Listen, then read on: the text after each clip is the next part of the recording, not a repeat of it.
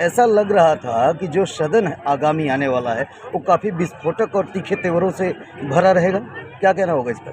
देखिए, जब से मैं सदन में हूँ तब से हमेशा जिन चीज़ों की ज़रूरत समाज को है, चाहे वो छात्रवृत्ति का मामला हो, चाहे स्वतंत्रता का मामला हो, चाहे जुल्म जाति अन्याय अत्याचार का मामला हो, चाहे जो भू माफिया के नाम पर जो गरीब कमज़ोर वंचित लोग दशकों से बसे हैं उनके मकान गिराए जा रहे हैं, जो भी जनता से जुड़ी हुई जो समस्या जानकारी मुझे होती है उसको लेके मैं सदन में खड़ा होकर के उस पर लड़ता हूँ।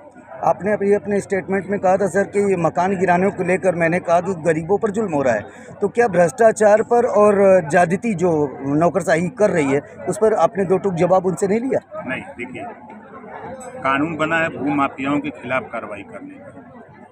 गाँव में आप ग्राम पंचायत के चुनाव को लेकर के गुटबंदी है, गुटबंदी को लेकर के एप्लीकेशन पड़ रही है, तमाम गरीब उसकी शिकार हो रहे हैं। ये बात सरकार के संज्ञान में ले आने का काम कोई नहीं करता है। लोग डरते हैं कि हम अगर कहीं मुख्यमंत्री के सामने कर दे तो हम ही न फंस जाए, लेकिन ओम प्रकाश राजभर ने आज कोई गलत काम किया है ना कोई लूटपाट किया है। सर, इस साधारण यात्रा रैली पे आप जनता को क्या सूचना देना चाहते हैं, क्या कहना चाहते हैं जनता? देखिए,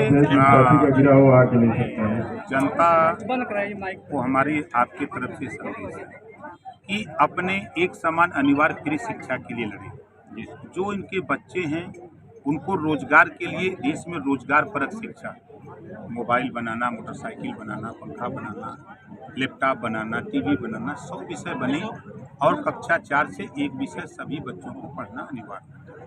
एक रोजगार परक शिक्षा के लिए लड़ें। आज देश में उद्योगपतियों के कर्जे माफ हो रहे हैं। वो बैंकों से RBI reserve bank of India से लोन लेता है 500 करोड़, 800 करोड़, 1000 करोड़, 1500 करोड़। जब वो नहीं दे पाता है तो कहता है कि हम नहीं दे पाएंगे, तो उसके कर्जे माफ हो जा रहे हैं। 1 लाख करोड़ रुपया भी माफ हुआ है।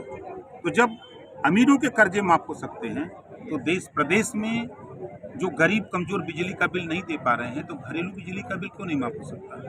इसके लिए इनको जागृत करा, इसके लिए आप लड़ो। सर, आगामी 2024 जो चुनाव आ रहा है सर, अपने दल की स्थिति यूपीए और एनडीए में आप कई दलों को पीछे करते हुए हम अपने मेहनत अपने नेताओं के बल पे यहाँ तक पहुँचे हैं। और इतना हम जरूर कह सकते हैं कि रहीमदास जी का दोहा का इंतजार करिए कि रहीमन चुप हो बैठिए देख दिनन के भी, जब नीके दिन आई हैं बनत न लगी हैं। आप अखिलेश जी को कह रहे थे आजमगढ़ के चुनाव में कि हम एसी से बाहर लाएंगे भैया को, लेकिन आपको ही गठबंधन से बाहर कर दिया गया, संबंध संधि विच्छेद हो गए जो है, कैसे देखते हैं इस चीज़ को? हम तो खुद अकेले पैदा हुए हैं तो 2 आदमी कहाँ से ले आएंगे? सर, 2022 के लोकसभा चुनाव में 24 के, तो आप किसके साथ रहेंगे? स्वयं लड़ेंगे कि बीजेपी के साथ रहेंगे? देखिए, अभी हम जनता के पास हैं, हम मौके पर आपके सामने हैं, ठीक है। अभी हम अपना संगठन अपनी पार्टी का ग्रास रूट पर लोगों को समझा रहे हैं, संगठन को मजबूत कर रहे हैं। चुनावी गठबंधन जब चुनाव आता है 4 महीना 6 महीना रहता है तब होते हैं, वो पहले गठबंधन कहीं नहीं होता। लोग जनता में ये संदेश जा रहा है कि ओम प्रकाश राजभर जी बीजेपी के साथ उनका झुकाव बढ़ रहा है।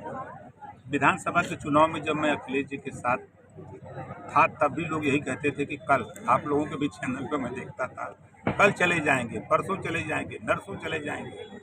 अंततोगत्वा मैं अखिलेश जी के साथ खड़ा था और लड़ा। हमारी आदत है, हम आपके साथ हैं तो हैं, नहीं है तो नहीं रहेंगे। सपा के एक बड़े नेता ने आप पर यह आरोप लगाया है कि सावधान यात्रा तो ओम प्रकाश राजभर लेके निकले हुए हैं, लेकिन सावधान रहने की जरूरत किससे है सिवाय उनके नेताओं से? 4 बार समाजवादी ये आरोप आप पर लगा रहे हैं? 4 बार सरकार उनकी थी, 4 बार की सरकार में वो बता दें कि जो उनके साथ 20% आबादी वाला मुसलमान है, उन्हीं से पूछ लीजिएगा कि 4 बार सरकार रही है, 4 बार में कितना तूने मुसलमानों को हिस्सेदारी दिया? छोड़ दो राजभर, बिंद, केवट, मल्ला, पाल, प्रजापति, राजपूत, ब्राह्मण, कुमार या पटेल को छोड़ दो। तुम बताओ कि तुम्हारे साथ बड़े पैमाने पर तुमसे दुगुना वोट देने वाला मुसलमान, तूने उसको कितना सिपाही दरोगा बनाया? तूने उसको कितनी हिस्सेदारी दिया, कितनी उसकी सुरक्षा किया? ये सवाल उनसे पूछ लीजिएगा, तब ओम प्रकाश राजभर के ऊपर उंगली उठावे। एक आखिरी सवाल रहेगा सर, 2022 चुनाव के पहले आपका एक भागीदारी संकल्प मोर्चा हुआ करता था, जो अभी भी है कि नहीं उसकी पुष्टि सिर्फ आप कर सकते हैं। उसमें एक वादा अपने मैनिफेस्टो था कि जातीय जनगणना कराना है, क्या लगता है आपको कि वर्तमान सरकार इस पर सहमत होगी? क्या आपको लगता था कि कोर्ट फैसला देगा मंदिर बनाने के लिए? कभी उम्मीद थी? फैसला आया देश में।